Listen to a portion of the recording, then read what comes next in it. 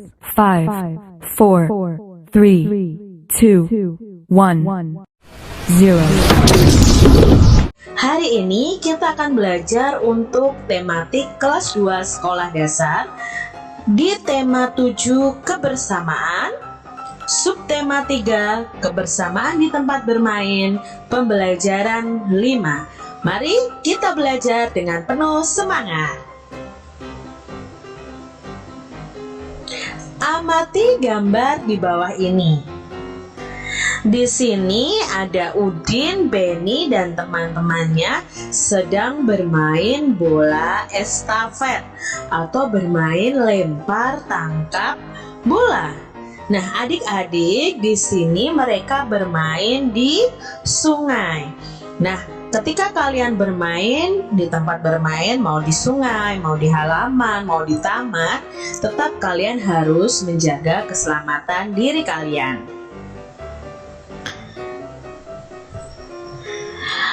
Amati gambar di bermain estafet bola, harus bisa melempar dan menangkap bola. Mari kita ingat teknik tentang lempar dan tangkap bola.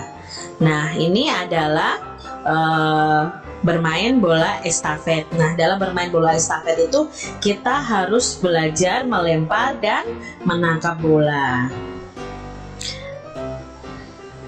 Teknik melempar. Nah, dalam melempar sendiri, melempar bola itu ada beberapa teknik. Yang pertama adalah melempar bola menyusur tanah. Jadi bolanya menyusur tanah nih adik-adik. Cara melakukannya, bola dipegang pada pangkal ruas jari tangan. Posisi badan membungkuk. Ayunkan lengan belakang ke depan melalui bawah. Bola dilempar menyusur tanah ke sasaran. Jadi ini cara melakukan teknik melempar menyusur tanah. Yang berikutnya adalah teknik melempar bola yang mendatar. Cara melakukannya, bola dipegang pada pangkal ruas jari tangan di antara jari telunjuk, jari tengah, dan jari manis. Sedangkan jari kelingking dan ibu jari mengontrol bola agar tidak jatuh. Posisi badan kita condong ke belakang, ayunan lengan dari bawah ke atas. Bola dilempar mendatar setinggi dada ke arah sasaran. Jadi ini cara atau teknik melempar bola mendatar. Sekarang ada teknik melempar bola melambung. Melempar bola melambung, cara melakukannya sama ketika kita memegang bola, bolanya yang kecil ya adik-adik ya. Bola dipegang pada pangkal ruas jari tangan. Nah, badan condong ke belakang, ayunan lengan dari bawah ke atas. Melemparnya dengan tangan terkuat. Kalau tangan terkuat adik-adik adalah tangan kanan, berarti kalian bisa lempar dengan tangan kanan. Kalau tangan terkuat kalian adalah tangan kiri, kalian bisa melempar dengan tangan kiri. Apabila melempar dengan tangan kanan, maka kaki kiri kita berada di depan. Begitu juga sebaliknya, kalau kita melempar pakai tangan kiri, maka kaki kanan yang ada di depan. Bola dilempar melambung, diikuti gerakan lanjutan dengan melangkahkan kaki dari belakang ke depan.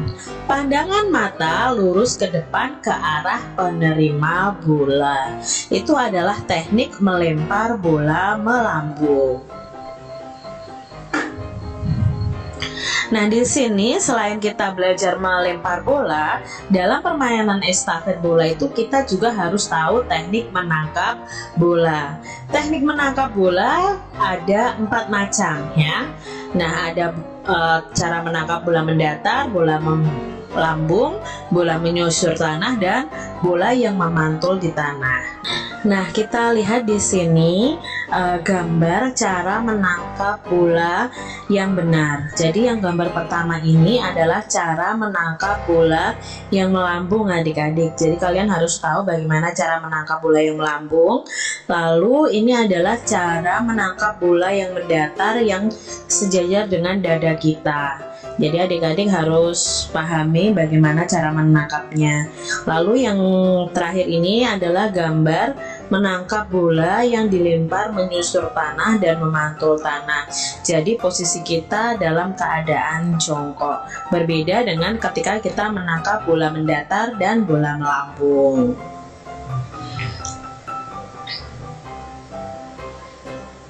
Siti bermain bola estafet bersama teman-teman. Sebelum bermain, mereka melakukan gerakan melempar dan menangkap bola. Siti bersama teman-temannya berolahraga. Siti bermain dengan senang, gembira. Ketika bermain, Dayu jatuh. Kaki kirinya berdarah. Siti dan teman-temannya membantu. Walaupun mereka berbeda agama, tetapi saling membantu. Jadi di sini Siti membantu Dayu yang sedang jatuh. Berilah contoh sikap kepada teman yang jatuh, sementara teman tersebut berbeda agama, adik-adik. Nah, di sini Kak Citra punya sikap yang baik dan sikap yang tidak baik. Sikap yang baik tentunya harus kita tiru, adik-adik. Tetapi sikap yang tidak baik lebih baik kita hilangkan dari diri kita. Nah, ketika kita melihat teman kita jatuh, walaupun mereka berbeda agama dengan kita, sikap yang baik yang harus kita lakukan adalah membantunya berdiri, lalu mengobati lukanya, membawanya ke UKS atau ke dokter, dan tidak mengejeknya atau menertawakan karena dia jatuh. Itu adalah sikap yang baik. Sedangkan sikap yang tidak baik adalah membiarkan saja ketika teman kita jatuh, tidak mengobati lukanya, tidak membantunya untuk pergi ke UKS atau ke dokter, dan malah kita mengejeknya atau menertawakannya. Itu adalah sikap yang tidak baik dan tidak boleh kita lakukan. Jadi walaupun teman kalian itu berbeda agama, ketika kalian tahu bahwa teman kalian jatuh atau mengalami kesulitan, maka bantulah mereka. Siti dan teman-temannya membawa Dayu ke ruang unit kesehatan sekolah atau UKS. Siti disambut petugas dari dokter kecil dan didampingi ibu guru. Dayu segera diobati. Kemudian siswa sebagai dokter kecil berbincang dengan Siti. Nah, di sini Dayu dibawa ke UKS. UKS itu singkatan dari unit kesehatan sekolah. Apakah di sekolah adik-adik ada UKS? Ya, kalau di sekolah kalian ada UKS, maka anak-anak yang sakit atau anak yang jatuh bisa dibawa ke UKS. Nah, di UKS itu biasanya ada dokter kecil atau anak-anak yang dipilih untuk menjadi dokter kecil di sekolahnya. Dokter kecil ini melalui pelatihan-pelatihan yang mereka ikuti, adik-adik. Jadi kalau kalian ingin jadi dokter kecil, kalian bisa bertanya kepada guru kalian bagaimana supaya kalian bisa menjadi dokter kecil di UKS sekolah kalian. Nah, di sini dokter kecilnya berbincang-bincang dengan Siti tentang Dayu yang jatuh. Buatlah kalimat perbincangan antara Siti dan dokter kecil yang menanyakan kejadian jatuhnya Dayu. Tentukan kata sapaan yang digunakan. Lalu kalian bisa menjelaskan mengapa kalian menggunakan kata sapaan tersebut. Nah, dalam pembelajaran ini kalian tuh diminta untuk membuat perbincangan antara Siti dan dokter kecil. Kak Citra punya contohnya adik-adik di sini. Nah, kalian bisa lihat ya contoh percakapan yang Kak Citra buat. Ini Siti yang berkata kepada teman-temannya, "Ayo teman-teman, kita bermain lempar tangkap bola." Teman-temannya menjawab, "Ayo." Dayu, "Aduh, sakit." Lalu kita tahu Dayu jatuh dan kaki kirinya berdarah. Siti dan teman-teman mendekati Dayu. Dayu, kakimu berdarah. Ayo kami bantu kamu ke UKS supaya segera diobati, kata Siti membantu Dayu. Dayu dibantu teman-temannya dan diantar ke UKS. Lalu di UKS tadi, dokter kecil bertanya kepada Siti, "Ada apa, Siti?" Siti menjawab, "Ini Dayu jatuh dan kakinya berdarah." Ibu guru berkata di situ, "Baiklah, sini ibu obati." Dayu berkata, "Terima kasih Bu, terima kasih Siti sudah mengantarku."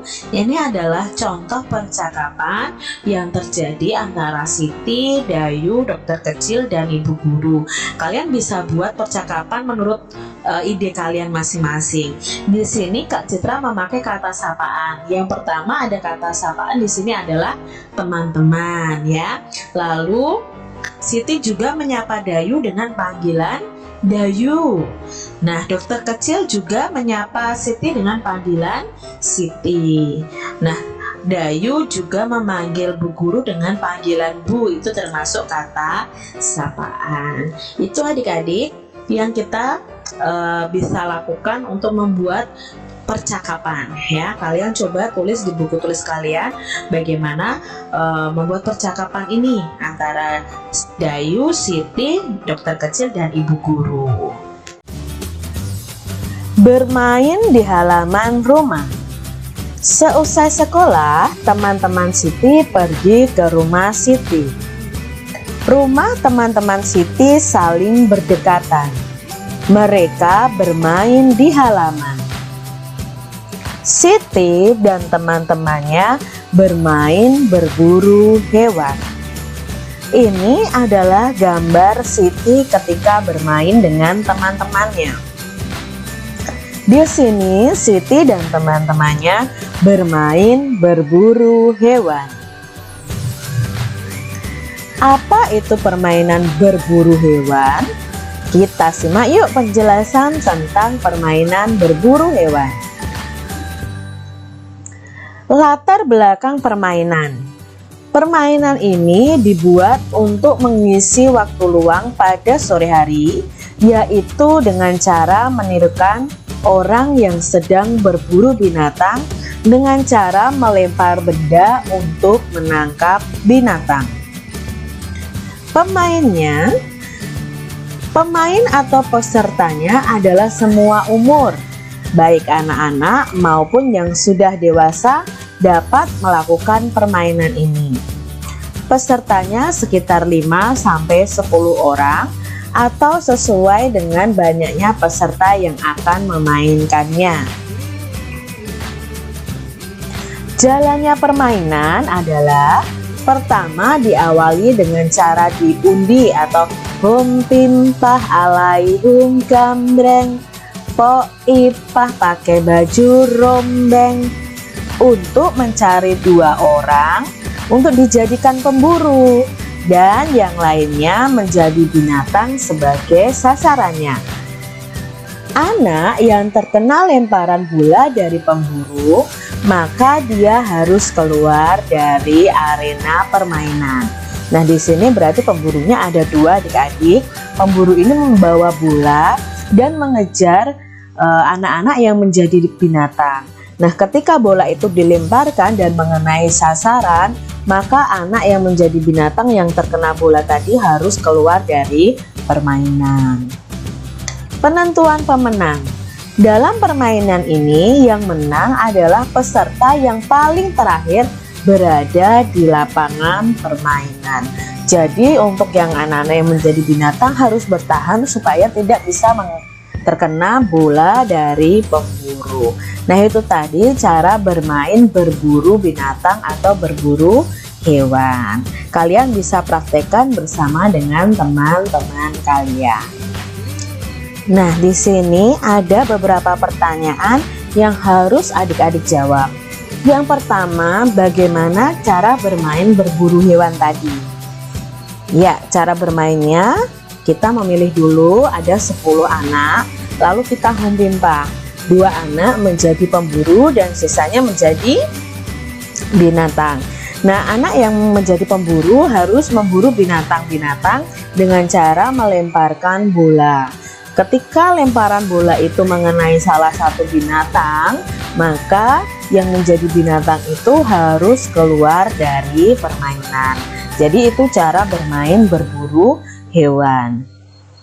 Yang kedua, sebutkan tempat bermainmu yang sering kamu lakukan bersama temanmu. Di mana nih adik-adik sering bermain dengan teman-teman kalian?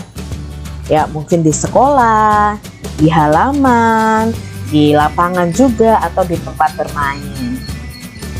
Sebutkan contoh sikap yang baik terhadap teman yang memiliki permainan kesukaan yang berbeda dengan kalian.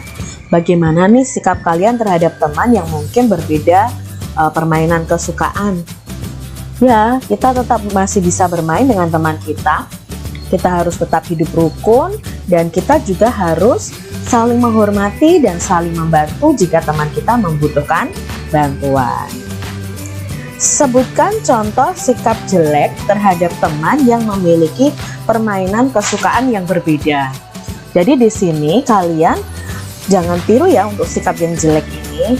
Mungkin sikap yang jelek adalah apa? Memusuhi teman, tidak mau bermain dengan teman yang berbeda permainan kesukaan. Jangan seperti itu adik-adik ya. Pertanyaan yang kelima adalah sebutkan sikap yang diperbolehkan kepada semua teman. Berarti ini sikap yang baik yang boleh kita lakukan kepada semua teman.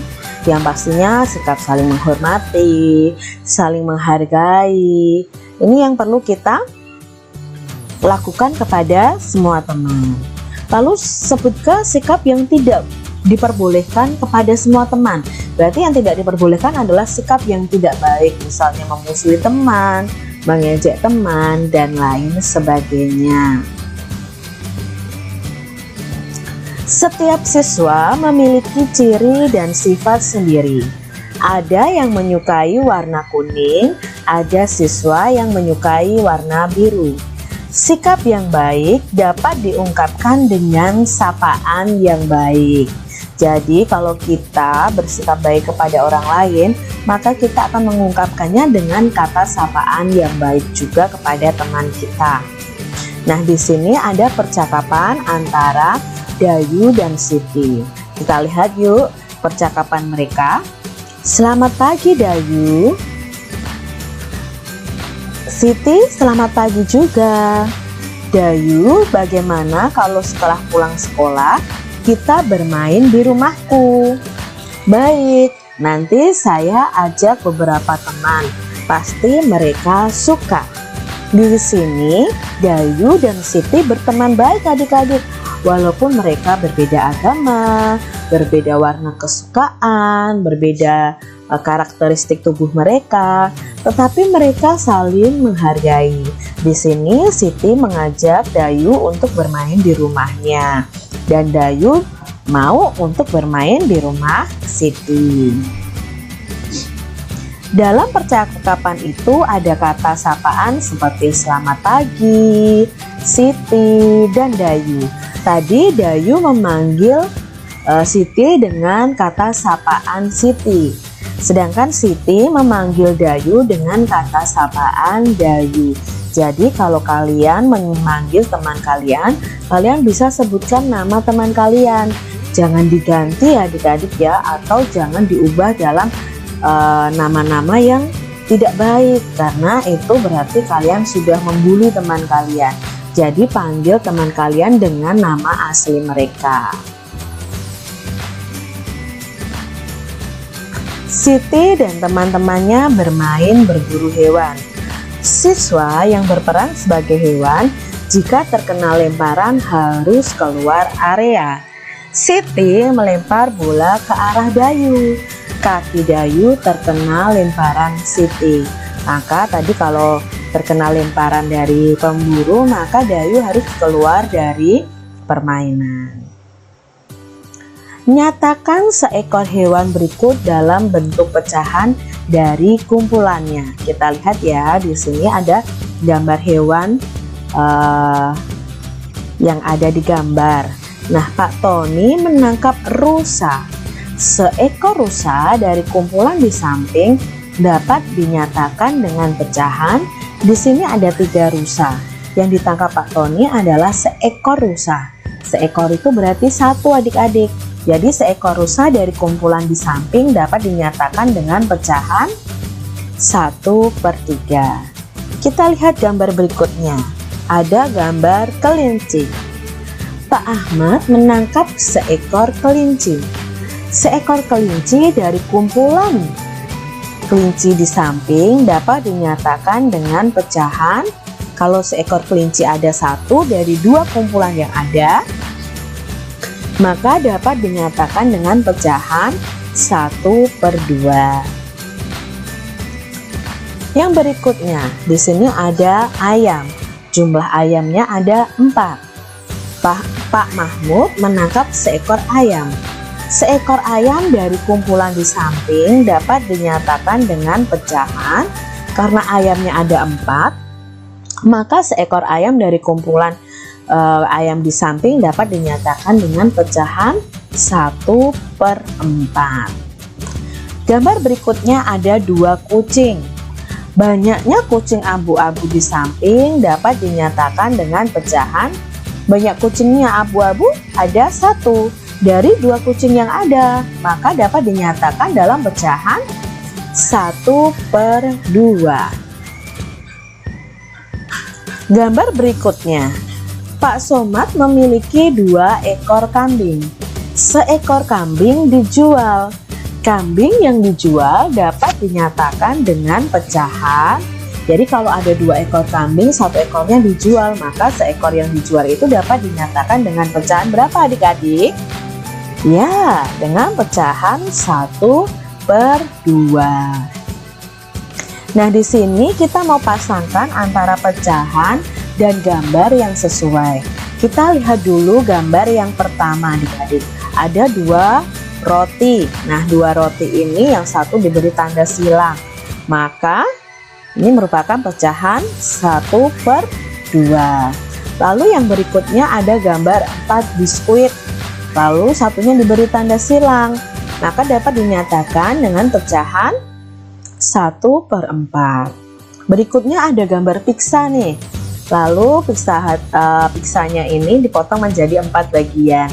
Salah satu bagiannya diberi tanda silang. Maka ini dapat dinyatakan dalam pecahan 1/4. Berikutnya ada kue, jumlahnya 3. Nah, salah satunya diberi tanda silang. Maka bagian kue yang diberi tanda silang itu dapat dinyatakan dalam pecahan 1/3. Berikutnya ada gambar puding nih adik-adik. Nah, puding itu dibagi menjadi 3. Salah satu bagiannya diberi tanda silang. Maka yang diberi tanda silang ini dapat dinyatakan dalam pecahan 1/3. Karena yang diberi tanda silang adalah 1 dari 3 bagian yang ada. Berikutnya ada gambar roti juga. Jumlah rotinya ada 4. Nah, yang diberi tanda silang ada 1. Jadi dapat dinyatakan dalam pecahan 1/4. Mudah sekali bukan adik-adik? Nah, sekarang kita lanjutkan. Membuat patung hewan. Adik-adik bisa amati ini nih. Ada kura-kura, ada kupu-kupu, ada daun, ada ini tempat apa ya? Tempat asbak mungkin ya, seperti itu. Nah, bagaimana cara membuat patung hewan? Yuk kita simak adik-adik. Jadi proses pembuatan patung hewan ini kalian harus menyiapkan tanah liat atau plastisin. Begitu juga kalian sediakan air, sediakan meja putar. Nah, pertama yang harus dilakukan adalah menyiapkan semua bahan yang ada. Siapkan tanah liat atau plastisin, alat bantu, air, meja putar. Kalau ada ya adik-adik ya. Kalau tidak ada, tidak perlu memakai meja putar. Kalian bisa pakai meja kalian ya. Lalu siapkan gambar rancangan patung. Jadi kalian membuat rancangan patung dulu. Kalian mau buat gambar apa nih? Misalnya mau buat kupu-kupu, kalian gambar dulu kupu-kupunya supaya nanti kalian ketika membuatnya dengan plastisin atau tanah liat kalian bisa tahu bentuknya seperti apa. Lalu tempatkan tanah liat atau plastisin di atas meja. Putar sedikit demi sedikit kalau kalian memakai meja putar. Tetapi jika tidak, kalian cukup taruh di atas meja saja. Lalu pijat-pijat hingga membentuk mendekati bentuk yang kita inginkan. Jadi kalau mau membuat kupu-kupu ya buat dulu badannya, lalu sayapnya, seperti itu. Jika bahan kurang bisa ditambah. Sebaliknya, jika berlebih bisa dikurangi. Sempurnakan bentuk dengan alat bantu, lalu berikan sentuhan akhir dengan pembentukan detail patung dan dihaluskan. Nah, di sini kalau kalian memakai tanah liat, kalian memerlukan air supaya tanah liat ini tidak terlalu keras. Tetapi air yang diberikan juga tidak boleh terlalu banyak karena nanti terlalu encer. Kalau terlalu encer itu tidak bisa dibentuk. Untuk plastisin sendiri kalian tidak memerlukan air untuk membentuknya karena plastisin itu sudah lembek ya adik-adik ya. Jadi kalian mudah untuk menggunakan plastisin atau malam kalau kalian bilangnya, atau peledoh. Nah, itu kalian bisa buat patung hewan dari plastisin. Begitu adik.